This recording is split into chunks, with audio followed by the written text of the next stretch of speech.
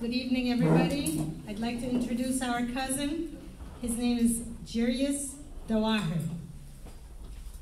Jarius came from a large immigrant family whose work ethics were paramount in his upbringing. After several attempts at various careers, one finally struck a chord: real estate. A series of setbacks in his life almost kept him from taking the next step. But he took a risk and jumped all into real estate. The journey was tough, but he persevered and now shares the keys to his multi-million-dollar success with people all over America. I stole this from his book, so it's the best introduction. Without further ado, I present to you Jarius Dawahir. All right. So what I'm going to do is spend about 15, 20 minutes just telling you guys my story about how I got started in real estate, what I did before real estate, and kind of what I'm doing now and what I plan on doing the next 5, 10, 15 years. So they said they want to get a lot of young people in real estate. Do we have like any people younger than 30 in here that want to get into real estate? Very cool. All right. It's a few. That's good. Cool. Well, I guess I'll just talk to the 6 of them. Let's bring them up front. All right. So here we go. How I went from broke to having over $5 million in real estate. So about me. I was a terrible, terrible student in high school. I graduated 311th out of 320 kids in high school. Like, really bad. I don't know how I was that bad, because I thought I tried, but apparently I didn't try hard enough. The only thing I got A's in were my intro to business and a marketing class. That was it. So I was finishing high school up, and I went to the guidance counselor to do an exit meeting, and he asked me what I wanted to do after high school. So I said what anybody would say. I basically said, I want to go to college. And then he looked at me and was like, well, do you have any more realistic expectations? So I was like, cool. That's awesome. So I did what anybody would do, and I went and joined the Army. So I ended up signing for the National Guard, was a helicopter mechanic and a diesel mechanic for 8 years. And in between then, like, I got introduced to some people like in the military and just kind of like out and about. Actually really threw a bumper sticker that said "Want wallet weight gain" when I was leaving a pet store one time after like a drill, after one of my Army drills. And I got introduced to this world of like network marketing. And if anybody knows network marketing, it's like the pyramid things. I was trying to sell long distance and video phones and vitamins and supplements and everything in between, right? I was doing that for like 8 years, not making any money. Just like the whole fake it till you make it thing, right? Like, that's not real. Like, don't do that, because it doesn't work. Like, my credit was destroyed. I went down to like a 473 on my credit score. It was a disaster. So I kind of put all that to the side, just focused more on the Army stuff, and was going through it. Came to the end of my Army career, then moved to Hilton Head, South Carolina with a friend of mine and started bartending. So it was cool, it was fun, like a lot of late hours, and I enjoyed doing it, but I knew that I couldn't be like a bartender or server forever. And through network marketing, I read Robert Kiyosaki's book. Who's read Robert Kiyosaki? All right, everybody. So, and he talks about real estate. So I knew that there had to be like a way I could get into real estate for like not smart people, right? Like, how can I get into real estate with no money, no credit, like nothing? Like, I had no idea what I was gonna do. So I somehow got introduced to wholesaling. A friend of mine in Cincinnati called, and we had connected through network marketing, and he's like, you need to come to Cincinnati. I'm making a ton of money wholesaling. And how many people here know what wholesaling is? All right, well, quick rundown. Basically, it's when you find a property that needs work, you put like $5,000 or $10,000 on top of it, and then you sell it to an investor. You're basically like selling your contract to buy the house. And he was just killing it, just making a ton of money assigning contracts to real estate investors in Cincinnati. And I came up to Cincinnati, and I started doing it. And I'm like, well, how do you do this? What do you do? And he kind of gave me some training, some coaching, and he's like, if you just put out some signs and do this and that, people are going to call you, you're going to sell houses. And I was like, there's no way it's that easy. And because he had like 3 or 4 people he was helping, and they were all like getting by, and I'm like, this guy's just telling me like I got to put out signs and answer phone calls and I can make all this money, and these people here aren't making a ton of money. Like, there's got to be a disconnect. but there wasn't. People are lazy in general. Like, people just don't do anything. So I like gave up my life and basically worked like 80 hours a week, putting signs out on Friday, Saturday nights, meeting with investors all week, all the time, and selling tons of houses. And I just like killed it. Basically just sold a ton of houses, wholesaling for a little bit. And that was in 2008-ish. So then, my friend and I, we kind of had a little falling out. Long story short, I sold a big strip mall in Dayton. Was supposed to make like $50,000 on it. He didn't pay me my commission, so I told him to give me like equity in the company or I was going to leave. And then I ended up just leaving because he didn't give me any money. So I started my own wholesaling company. And started in 2010, and it was called Core Group. Basically, we went on to do thousands and thousands of wholesale transactions. And I love wholesaling because it taught me so much about real estate. The best thing about it is like you just were around people. People like everybody in this room, right? We would go to like RIAs every Thursday. We would hold private events at our office. We would just be around people that were doing the business. And I was still like a couple years into real estate at that point. So I understood what deals looked like because I was wholesaling deals, because you can't wholesale a deal if you don't know what a deal looks like. So I was always around like investors, and I could talk to them, and I could see firsthand the things they were doing and what was making some investors super successful and some things that were not making them successful. And in addition to doing that, I also got my real estate license at the same time. And that helped another way too, because I was able to offer another service as a wholesaler, where on the back end, after I wholesaled a house, I would list it for like 1%, and then I could, and just offer like an extra service. I wanted to be like a one-stop shop, our company, for people that want to do real estate, whether it's like buy and hold or flipping houses. So we built relationships, and wholesaling, I really think, built the foundation for everything that I was able to go on to do. So on that note, I basically saved up some money, and we wholesaled this house, my first investment property. So this house we wholesaled in 2014 to somebody. The house that this investor, when she bought it from us, her plan was to flip it. She was doing another house not too far away that flooded, and it was all like 90% finished. It was a really cold winter in Cincinnati, and pipes burst, basement flooded, and she couldn't keep the house, basically. So she called me up and she's like, Jarius, I need to sell this house again. Can you guys wholesale this to somebody? Because I can't keep it. So I ended up buying this house. So my first investment property was the house I lived in. So bought it in 2014 and paid $145,000 for this house. Now, this was a house that when we tried to wholesale it the second time, nobody would buy it. Like, nobody would buy this house. For whatever reason, it was like in an A+ area, really good spot in Cincinnati. Nobody wanted this house. So decided to buy this as my first like investment house. I was going to live in it. I did a VA loan, and then I fixed it up. So I fixed it up. I put about $80,000. Every time I'd wholesale a house, I would take the cash, go and put in buy carpet. I'd take the cash, go buy cabinets. So like it took a little bit. It was like an 8-month-long process, but I finished it all up, and I was able to rehab it. And when it was all done, I pulled out the difference. I pulled out my equity in the property. So it appraised for about $300,000. And I was able to pull out about $100,000 in equity in the property. So my first deal was basically like a house hack, essentially. Do you guys know what house hacking is? Good. I'm going to tell you. So basically, house hacking is a way of like buying anything owner-occupied, like 4 units or less residential, and then living in one unit and then renting out the other 3 to cover your mortgage. Or buying a single-family house with 4 bedrooms, living in 1 bedroom, and then renting out the other 3. So I basically house hacked my own first house and used that equity to go on to buy my first rental property. All right, a little bit more about the path to the first rental, 2015. So I started wholesaling, obviously, in 2008. Loved it, made a ton of money. The problem with wholesaling is like I owned a job, right? Just like the cash flow quadrant, I owned a job. And I had to continuously sell houses over and over and over again in order to get paid.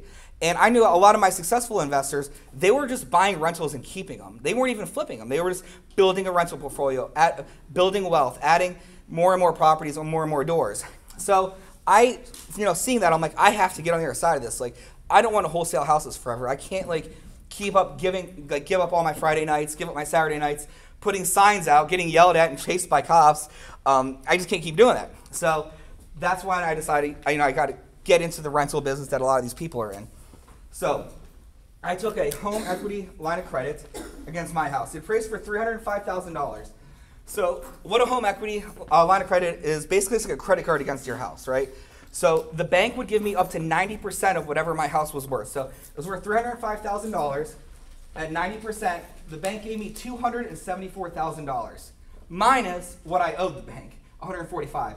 So I got about $129,000, like on a little line of credit, to go do whatever I wanted to do.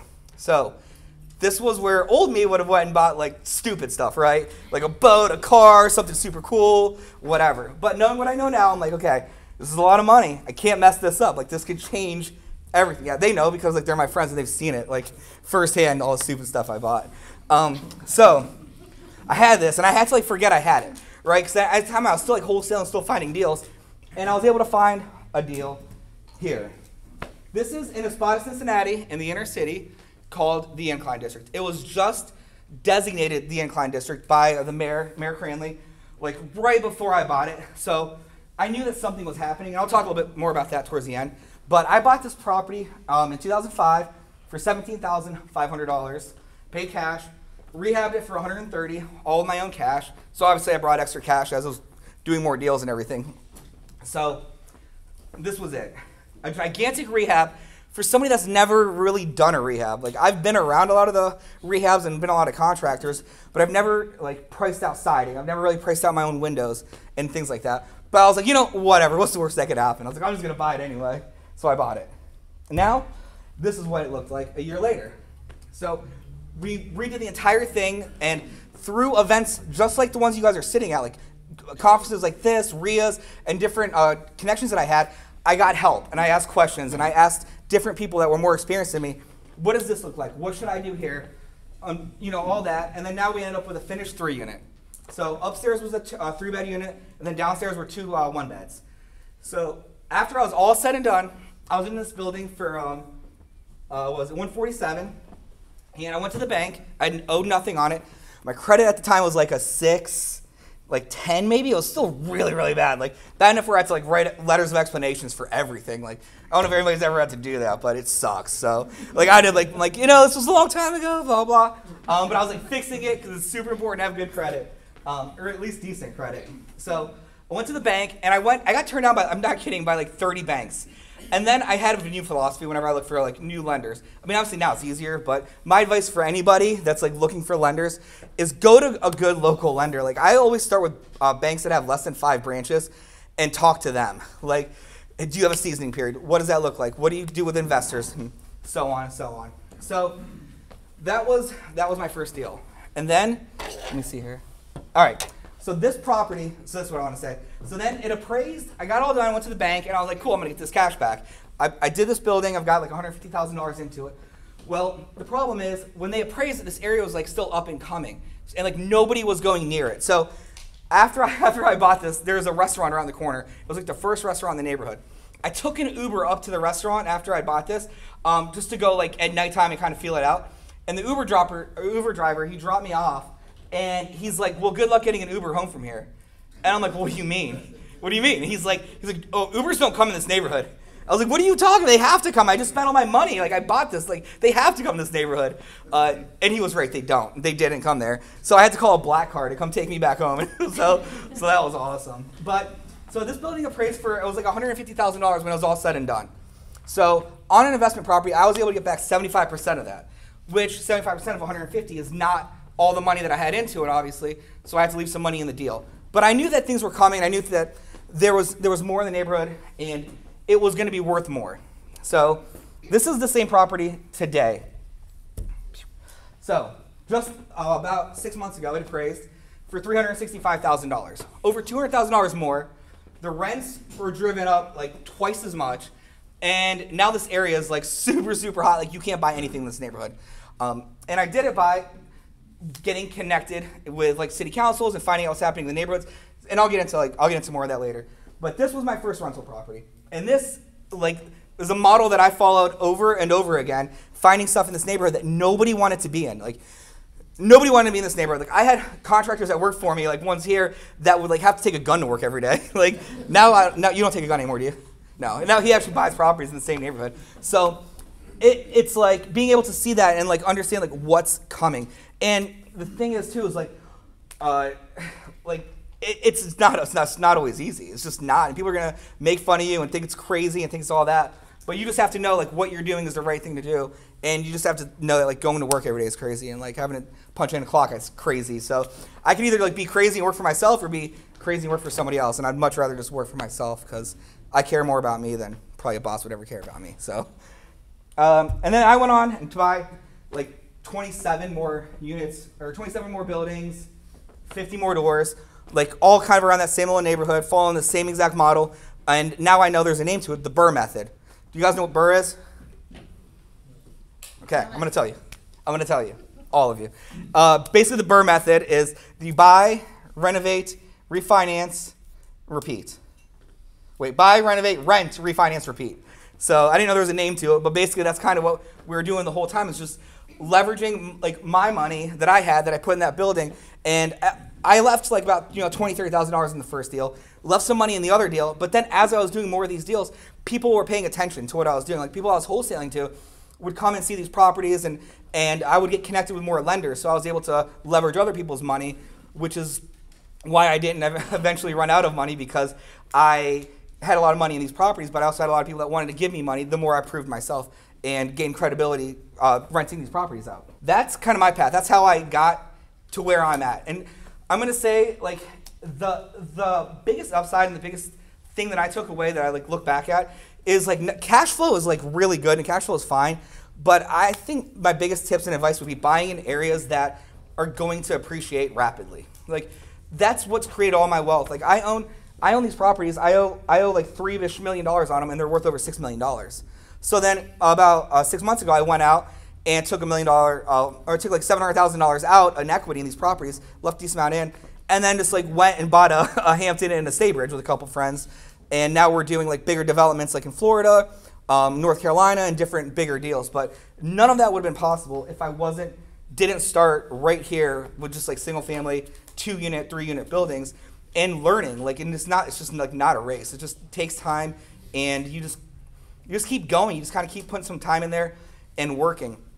So that's kind of like my story about how I got to my rentals and how I built them up from essentially like nothing to doing this. Now, it obviously didn't happen overnight. It was like a 5-6 year grind. So I'm going to get into some little tips. Areas. I didn't finish this, I don't think. I was going to finish it on the way up, and then I just got a headache, and I was like, I'll just talk. So, all right, areas. So, why areas matter. So, when I bought in this area where I showed you my first rental, it wasn't an accident. Like, I used resources that everybody here has access to. You want to be in areas where jobs are coming, right? You want to be close to where things are happening, because wherever the jobs come, there's just multipliers, and they create demand, right? Because you look at where I was buying in Cincinnati, it was kind of like on the outskirts of like the city, but they had just built a couple of new factories there, like Tri-State Supply Warehouse, a big like meat packing factory, and different things like that. And those companies, when they come in, like the Amazons or the Hall of Fame Village, and big corporations that dump money, like Intel spending like $5 billion or whatever just out at New Albany. Like when companies come into areas like that, you need to pay attention, because it just doesn't affect that company. It affects everything around there, right? Because all these people are going to need places to eat, get coffee, hotels to sleep in, places to live. Like it's a really big part of it. It's just the drivers. So I knew when this neighborhood got deemed an entertainment district, and they were bringing up more restaurants and giving more liquor licenses, and we're paying more attention to it. Like they built infrastructure, like a bridge to get directly to this neighborhood. Like people were still just like, oh, it doesn't matter. I'm like, the city of Cincinnati just spent millions of dollars building a bridge to here to make it easier to get to, and you're telling me it's not going to matter. But they were wrong, so it doesn't matter now. But you just want to be around like where things are happening. That's super important. Trends, coffee shops. Like look for like coffee shops. It sounds so stupid, but it's just true. Like whenever there's like a good community coffee shop, it just starts like it almost starts there. Like one thing motto that I kind of like look at whenever I'm looking at places, especially this neighborhood. Like so it's the Incline District in Cincinnati, and the Incline District basically consists of like 5 streets, right? And there was a study I read a really long time ago where basically if you can make people feel safe in a 5-street radius, then that area will be successful. So like, and I know I wasn't the only one. There were people that were levels above me that were doing things, but they were doing things quietly. And I knew that because I was plugged into city council. I'd go to all the council meetings. I would look at all the biz journals. I would look at everything happening anywhere in Cincinnati. And 90% of the times they were never talking about Price Hill or the Incline District. They were talking about like UC, Clifton developments, this development, this. But when they did bring it up, I was able to like be there and listen. So like I plugged into lots of different free resources. Like they're completely free. All you have to do is just show up. Like you can go to any council meeting. All this stuff's all public knowledge to get connected to all that. And then, yeah, council meetings, newspapers. And then finishes. So I'm going to take a second about this. This is something that I'm like super passionate about, are the finishes in my house. So whether I'm flipping a house or doing a house as a rental, this is the exact same standard. Every house gets nice granite. Every house gets tile bathrooms, nice stainless steel appliances, dishwashers, everything. I want to attract, like somebody commented on the post here for this Lake Erie Association, basically like, there's like slumlords and landlords suck and this and that, and it's like, yeah, okay, if you put out like a crappy product, sometimes you're gonna attract like crappy tenants. And I knew I was in an area where I wanted to get like people like me. Like my philosophy was like, I would want to live in any one of my units if I went bankrupt, like if I ever have to, right? Like in case my life fell apart, I'm like, I can just move into one of my other houses. So I fixed everything up really, really nice. And in addition to doing that, is I did the same thing over and over and over again. I know it's like super boring, but every one of my houses are agreeable gray. Every single of my cabinets are the white shake cabinet from Lowe's or the gray cabinet from Lowe's. The floorings are all the exact same. Subway tile surrounds, like faucets are all the same. Everything I do is the exact same. And I did that because it just made it easy, right? I could order 50 boxes of flooring. I could order 100 gallons of paint at a time and not have to worry about it. It's like, it can get boring seeing the same thing over and over again, but it's just like a comedian goes on stage and tells the exact same jokes every single night to a different audience, right? So like I'm doing the exact same thing to different tenants, basically. And I don't ever have to worry about over ordering and things like that. Like I would try to get creative with stuff and like design my rentals. It's pointless. Just put out a nice rental. It doesn't matter. Like it makes your life so much easier when you can just like grab a bucket of wall paint and it's the exact same thing that you've used before that you use in all your houses.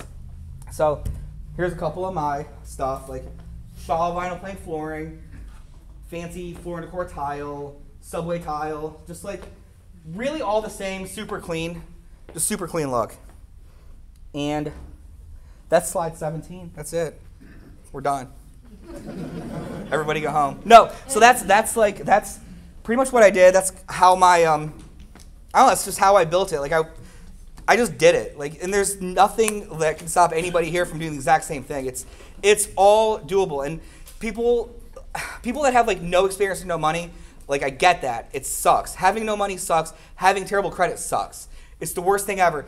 But what you need to do if you find yourself in that position and you're like, that you want to do it, but you just don't have any money, is like you need to make yourself an asset to somebody. Like whether that means working for free, studying something on the side. Like there's so much free information just on like YouTube, Facebook, everywhere. There's like free information everywhere. So if you just like suck it all in, learn as much as you possibly can, and come to events like this. Like I had a good friend of mine in Cincinnati that I helped with real estate. He didn't really have a lot of money or any good credit, but he'd come to events and I would talk to him and teach him different things. And then he ended up meeting somebody at his stepson's event or something that had basically a ton of money but no time. And then my friend Dan had a ton of time but no money, and they connected. And right now they have 9 units together. So, like my advice to somebody that's starting from nothing that doesn't feel like they can bring a lot is like bring a lot. Like go work for free, go learn as much as you can, and just go be plugged in at events like this because it's really, really important to be around like-minded people. Because like once you walk out the store, it's like we're in a happy, safe zone of like landlords and people that get it. But then you go out there and it's just like a bunch of people that are like, landlords are assholes and everything's terrible and nobody should own houses. That's crazy. Like, oh, it should all be free. I don't know why I'm paying First Energy. Like, that's just crazy. So it's like super important to always be plugged into events like this. Like even like meetups outside of this that come from this are really, really important to be around.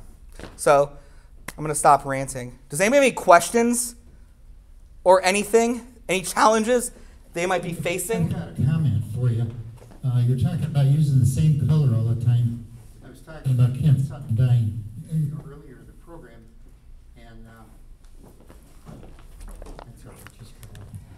and he was known for using the same color house paint.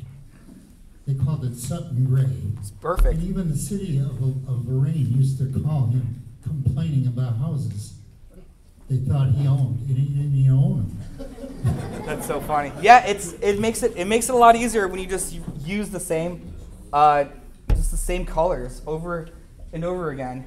And siding, I get Pooter Gray siding. It's so boring and it sucks. Like I want to do something different, but the lead time on it is like non-existent. I can go pick it up right away. So I just do it. It's an investment. Like every single house is an investment, an opportunity to make money. Are you paying off the mortgages on units as you go? No. So what's that? Are you continuously pulling money back out? No. So like my plan is basically my first round of properties that I had, like when I pulled out that money that I pulled out, basically like every 5 years I plan on like refinancing and pulling out some cash to go put somewhere else. So the answer is like every 5 years I'm probably going to refi a certain group of properties. How much equity do you keep in them? I try to stay like 70, like less than 70% for sure, like loan to value on this stuff. But right now there's like $2 million and like my bank's calling me and they're like, you can get this money before rates go up, and I'm like, I don't really need it right now, so I'll just wait. Like you'll still give it to me in 2 months, I guarantee it if I want it. So don't need the hard sell. Tell us about your iPad and your car, the car. The story how. Okay, actually he's here, Nate. Nate's one of my really good friends. So Sean and Jonathan and Chad, they've seen like all of the craziness. Like they can vouch for all of it. So I just come back when I said I started my own wholesale company. Well, before that I had a non-compete with my friend that I had to burn. So at the time I had a ton of money saved up, and I had like 30 grand saved up, and then I went to New York City and lived in New York City for like 7 months, and I got my real estate license. And I got my real estate license the way you do anything in New York City, the Sopranos way. Basically, I went to a broker that I wanted to get my license from, and he's like, here's what you do. And he knew I was licensed in Ohio already at the time. He's like, you take the train all the way to Coney Island stop. I was like, all right, cool. So and then I was like, what do I do then? He's like, you get out. He's like, Coney Island will be to your back, and then look up in front, and you're gonna see a strip mall. All the way to the left is a real estate office. He's like, go there, and then tell them that I sent you, and then tell them you want to take the advanced course. And I was like, all right, whatever. So I went, did that, and the guy's like, the advanced course? I'm like, yeah. I was like, I got to get the advanced course. He's like, that's $1,000. So I gave him $1,000, and then he gave me my real estate license in New York City. So I was like licensed in New York. It was amazing. So it was so funny. So then I did that, came back, was super motivated to do stuff in New York, did nothing. Because I had a safety cushion, and I ordered Grubhub. It had just come out in New York, and I could eat anything I wanted in like 5 minutes. It was like the best thing ever. So I just didn't do anything. And then I was like, I gotta get my life together. Like the money's running away. And so I decided I wanted to come back. And I had some people in Cincinnati that were like, hey man, this guy's lost his mind that I used to work with. They're like, please come back and start a company. Like, please come back and do something. So I ended up getting ready to go back. My first stop was in Canton. So I stopped in Canton, and actually my friend Chad helped move me back. So came back and had like no money, really nothing. Like I had a pair of like $3,000 earrings that I bought when I made money, like stupid stuff, like stupid stuff. And my friend Nate back there had this van. He had an extra van. I don't know why it was extra or what it was, but I basically traded him an iPad to borrow his 1992 Chevy Lumina van. And I had the van, and then I took that to Cincinnati. And then like 3 months after trading him the iPad for the van, a crackhead stole the iPad. So I got the van, and he didn't get anything. I'm sorry. Sorry, Nate. Sorry. So that happened. Yes? 2 questions. One, what's been your most successful way in drawing good tenants? Oh, I wrote that on there too, screen stuff. All right, my rules are, for my tenants is 650 credit score minimum, and they have to make three times the income, no felonies or evictions in the past 10 years. And I can tell you, Sarah has helped a ton. She's done a ton of leasing for me lately. Like I would always try to do everything myself, and then and then this happened like 6-7 months ago. I looked up and I was like, I'm just like, man, I feel like we don't have as much money as we should. Like something's going on, and Jess and I are talking, and I looked and I was like, oh, we have 11 empty units right now. I'm like, and it just completely slipped away because I was so busy. We bought a lake house down in Kentucky somewhere that we were renovating. I was spending so much time working on this lake house that I'm forgetting to like fill like units and stuff. So Sarah's been a big help in renting that. What do you think makes them successful? Good tenants. What's your thing? have to stand up. Good work history, response time is great because they'll say, hey, I'm interested in your unit, and I'll reply, and then they'll take 3 days to respond to me, or they won't show up to our showing that we have scheduled. So things like that I really note in the back of my head. Yeah. It's, in the beginning, I was just so excited somebody wanted to rent my unit. And I'm just like, take it. Like, I don't care. I believe everything you say. Like, oh, whatever. People are just liars. Like, in general, everybody just lies. Like, there's a reason why they left their old landlord. There's a reason why it's the worst landlord ever. There's a reason. And they're going to do it to you. Like, there was this one woman I let move into one of our apartments. And she was, like, known in the neighborhood. Everybody, like, knew her. Like, not in a bad way. She was just, like, known. Was there. And then she basically told me, she's like, hey, before you renovate this one bed, because I had just bought it, and she's like, before you renovate this, let me move in as is, and I just want to live here. Just charge me like $600 a month. That's what I can afford. And I'm like, all right, whatever, that's fine. You can do it. I won't do anything to it, because she said her old landlord stole things from her, which I should have verified I didn't. But long story short, she ended up moving in and then moving out like 2 years later, and it was a disaster. She had smoked in the unit, destroyed the whole thing. I don't have any pictures of it, but like it was the worst thing ever. So I'm like, Liz, I'm not giving you your deposit back. It's like, it's not happening. So she's like, I'm going to sue you. And I was like, go ahead and sue me. I don't care. So basically, I spent like $2,000 fighting her in court to not give her a deposit, her $600 deposit back. Because I wanted to set the tone. Like, you're not going to come in. Like, I'm not giving away deposits. Like, I want to give you back your deposit. Nothing would make me happier than you leaving my unit beautiful. I'll gladly give you your money. But when you smoke and destroy one of my units, like, no. Like, there's no way I'm going to give you anything. So screen heavy on the front, because it's way easier to get them in than to get them out. Because, like, when they get in, and if they suck, it's just a nightmare. Did that answer your question? Yes, and second question. When you're starting out, how are you getting your tradespeople to do some of your work, special work, electrical, plumbing, when it's hard to find good people? That's a good question. So basically, we have like a little group, like a little academy thing that we help people with. We started out in Cincinnati, and we flew down to Jacksonville like 5 months ago or something to help people do that. But I love Facebook Marketplace. I think Facebook Marketplace is super underutilized. Like, I think you go there and just search for people, and that's how I met my HVAC guy. I just messaged every HVAC guy and gave him the address of the house to meet me at. And then for every 10 I messaged, 8 messaged back, 3 showed up, 1 was the one. So lots of trial and error. I mean, Facebook Marketplace is awesome. Home Depot or Lowe's, like going in the mornings whenever the contractor's there, and like I still take pictures of cars all the time of different tradespeople, and I'll keep track of them in like an Excel spreadsheet. So like if for whatever reason like somebody just falls off, I have somebody else that I can call. I think that's really helpful. Going to like I don't know if there's like, is there Ferguson up here, plumbing supply? Do you guys have like a plumbing supply warehouse, an electric specific warehouse? Going to those places and asking their people that work there, like, hey, who do you see every day? I need an electrician. Who can do this? And like really just honing in on those people. Whoever does the windows or siding, whoever sells that stuff, asking those people too. But it's just trial and error. There's no magic formula. Sometimes they're awesome, and sometimes it just sucks. But at least how the do two. you manage the evolution of managing your properties compared to your first one, where you're responsible for rent collection, showing units, advertising, and now as you start to grow? Yeah. You followed some steps. Yeah, I mean, so like at first I'm probably just like everybody else. Like you started with like Microsoft Excel, and like you kind of did it that way. But then I learned kind of quickly because. Like the people, like I always think it's important in life to like have somebody that you want to learn from, and then always have somebody that you're teaching, right? So the person that I wanted to learn from kind of instilled that in the beginning to me. He was kind of like, you got to get better management software. He's like, you're going to scale, you're not going to stay here. So I got lucky, and I basically used like a software. I use Buildium for my stuff, but it handles everything, like online rent collections, like just maintenance requests, everything. I got just a really, really good property management software, and just start from the beginning, because you don't, like, I mean, unless you want to just have a couple, which is totally fine, but if you plan on scaling, just start now and invest some money in some good software. It'll make it so much easier. What was the name of the company that you said you used for that software? Buildium. I can leave I'll leave like a link for it. You guys you'll get a free month. I'll leave a link or whatever somehow. I don't know how. I'll post one in the group. When you were starting out, what did you do for like CapEx? Did you set aside money per property, or did you? Nothing. I did zero. I made a mistake in the beginning of like, if the furnace looked like it was like questionable, I just left it. Right? Versus now it's like I just go in and we replace everything. Like if we're not taking a house down to the studs and gutting it from the inside out, then it's like not a house we do. Somehow I end up with a reputation of like, I only have we only have like 2 houses we're doing, or 3. Normally I have like 8 houses going at a time. Then like COVID stopped all that, and I'm kind of like, this is cool. Like I really don't want to do that much anymore anyway.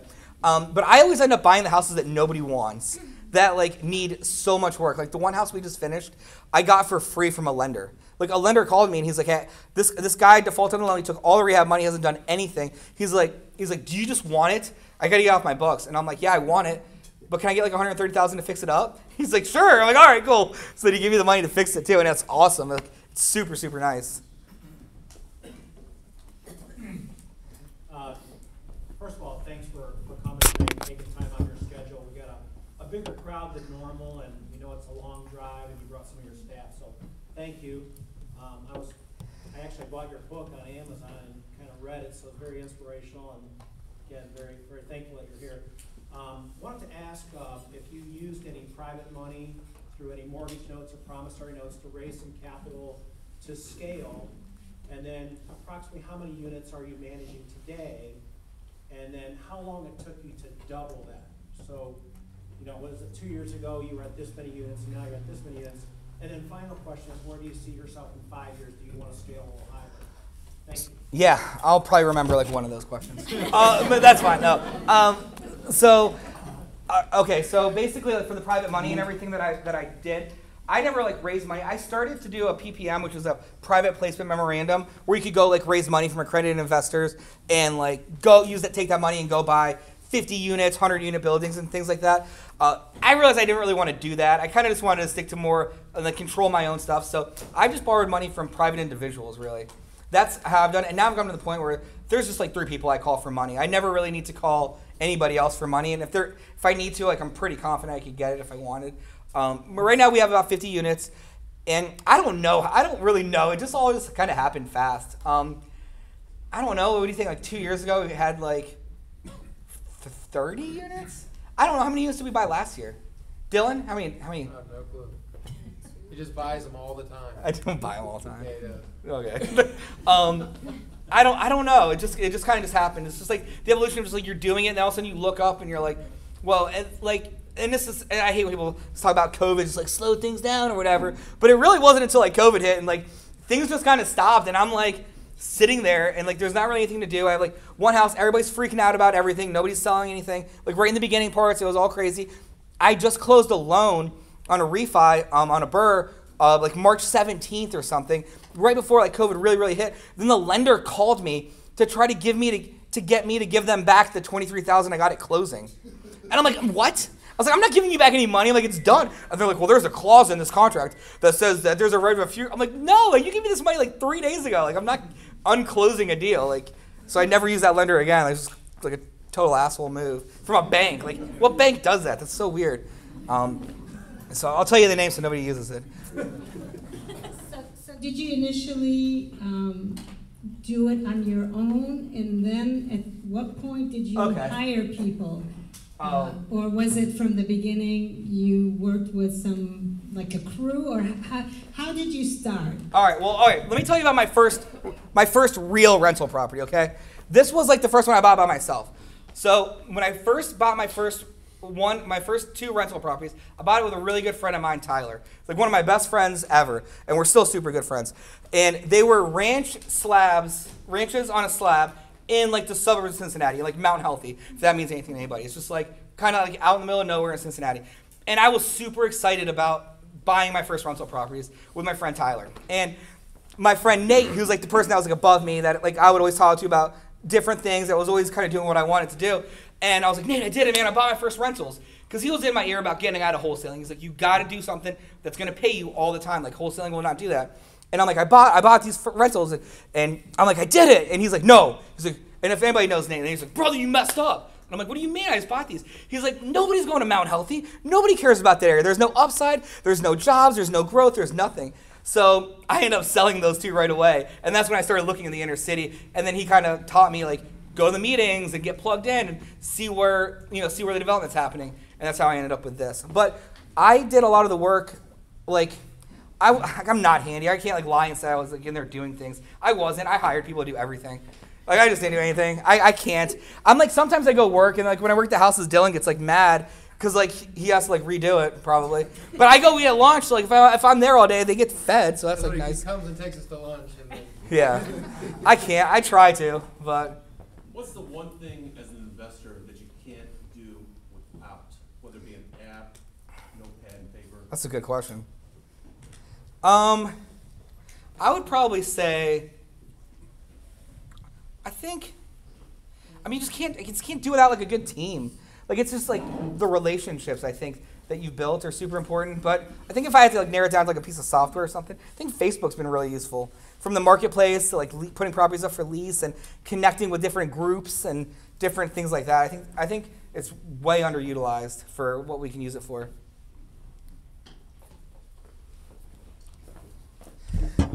Question is, there's areas of homes, like there's websites that you can go to. One just hits me, called Hubzu. Yeah. Okay, and most of these are out of state. How do you feel about investing in properties out of state? I don't see. I have people that I help do that. I don't know. I can't talk about it because it's not like my thing. I know Hubzu's a good resource for like it's like an online auction site. What do they make you put down, like $2,000 or $5,000 now or something to buy properties? Yeah. I don't know. I don't really do anything out of state. I try to stay within my area. Like the furthest away from Cincinnati is like Canton that I'll do a house, or like the lake house we're doing now, which is like a huge pain in the butt, but it'll be nice at some point. I understand about the financing aspect of it.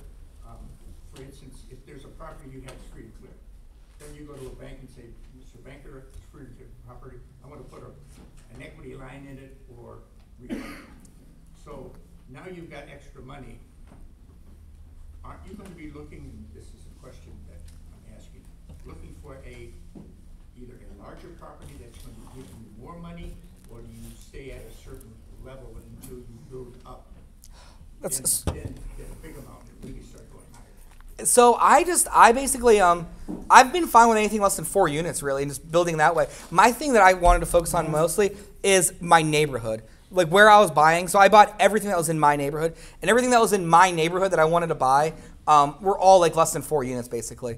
So I stayed there, and I just kind of stayed there. I wasn't really worried about the deal size or whatever it ended up being. So I stayed in my neighborhood.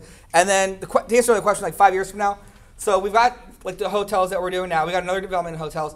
I just see myself doing just like more like adding 4 or 5 units, but then also like investing more in like different hotels or like different bigger deals where we're gonna and like those bigger deals, like we'll raise money and do ground up developments and things, but just kind of scaling, but still doing what I'm doing now, if that makes sense. You mentioned about a group that you meet with in Cincinnati, and is that your own group or an open group, and how does it work? Yeah, that's just like our own little group thing that we have in Cincinnati. We're gonna take a short break and think of more questions. I got a few also. Sorry. Don't be sorry. I was sitting there. There's plenty of food. There's still 2 more trays of wraps in the fridge, so please take some wraps, some cookies. We had the raffle for the Home Depot card in the back. It's $100 this time. And also, as the board, we're looking for committee members from our membership, also board members. So if you have interest in joining a committee or board, please see me, Bill, or Gata, and we can get you that information. But we are looking for some help. Committees. Take about a 10-minute break, kind of roam around, talk to our vendors, think about questions. We'll sit back down and get back at it again. Thanks. That's it. Don't do that. Don't do that. It's so stupid.